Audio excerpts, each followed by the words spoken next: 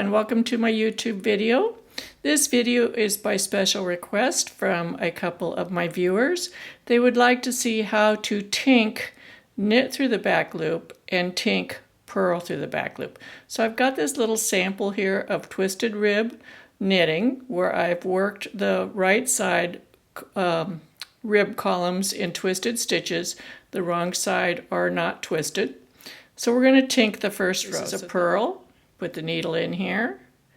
This is a twisted knit. It's knit through the back. So you put the needle, the left needle just right through this leg here, remove the yarn, and the stitch is now the correct stitch mount.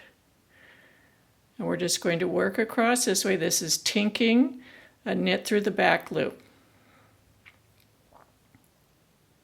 Purl, knit through the back loop, purl, knit through the back loop,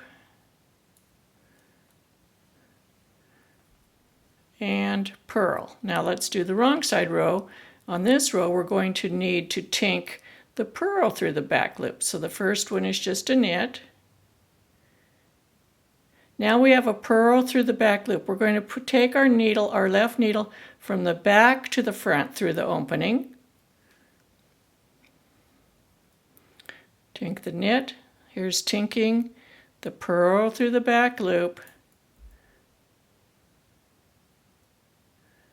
purl through the back loop,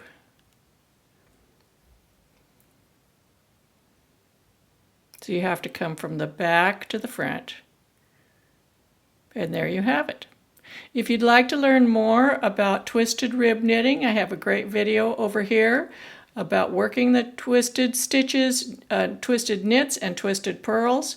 And up here I have a video on how to bind off for a twisted rib knitting, bind off for a twisted rib design. So you might want to look at that too. Take care and happy knitting.